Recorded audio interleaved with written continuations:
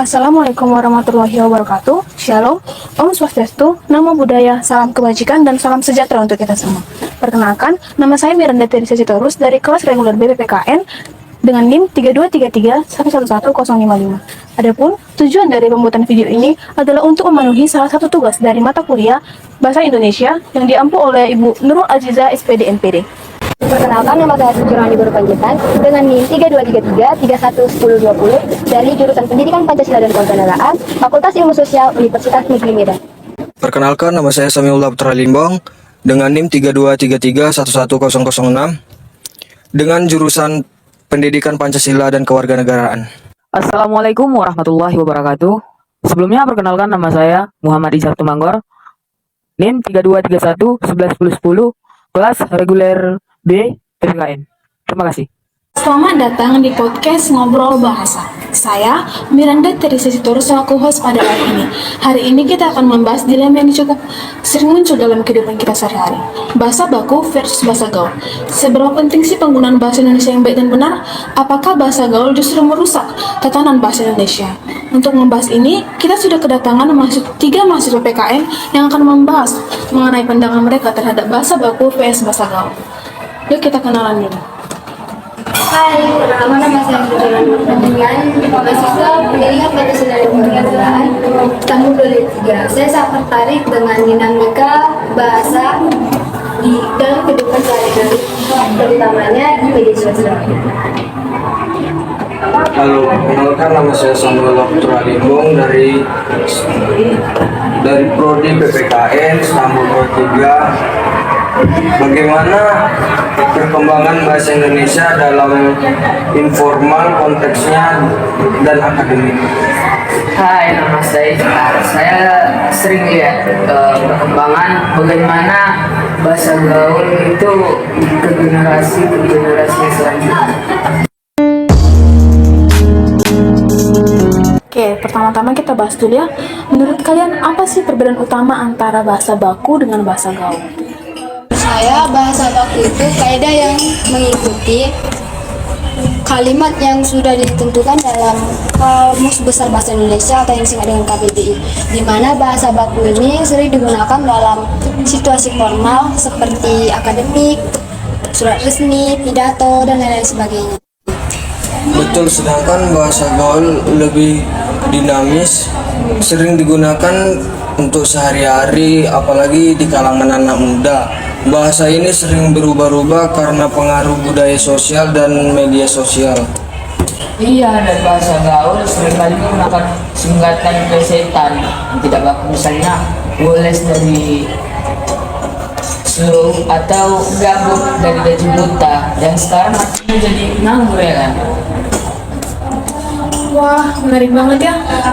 Tapi biasanya orang-orang bilang kalau bahasa gaul itu bisa merusak bahasa Indonesia. Menurut kalian gimana tuh? Sebenarnya tidak juga ya.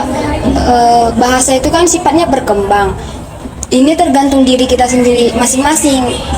Kita harus tahu kapan kita menggunakan bahasa baku dan kapan kita dapat menggunakan bahasa gaul. Setuju, masalahnya adalah ketika orang tidak bisa membedakan situasi, misalnya sedang membuat suatu tugas dalam video atau presentasi dan sedang non formal. Benar, misalnya kan pertama ada mahasiswa yang nulis laporan, menurut gue kebijakan ini kan nggak banget sih. Nah, itu jelas nggak sesuai konteks akademis.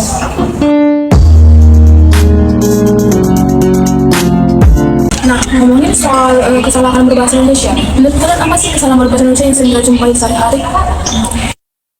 Kalau yang saya jumpain, salah satunya itu yang sering saya lihat, penulisan kata di rumah, di mana kata di dan rumah itu selalu digabung. Padahal kan sebenarnya yang seharusnya itu kata di dan rumah itu dipisah, begitu.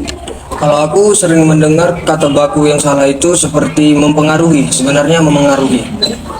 Aku sering lihat orang salah pakai bahasa yang kata ya bisa dan dapat. Misalnya saya dapat berenang, harusnya kan saya bisa berenang. Wah, banyak ya.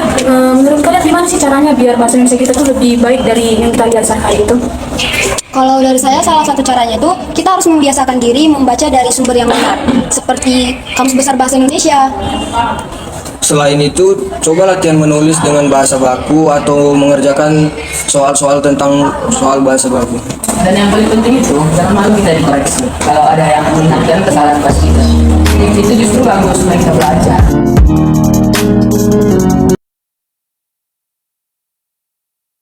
Nah, sekarang kita bahas masalah bahasa gaul di media sosial. Ada nggak kira-kira pengaruhnya ke komunikasi kita sehari-hari?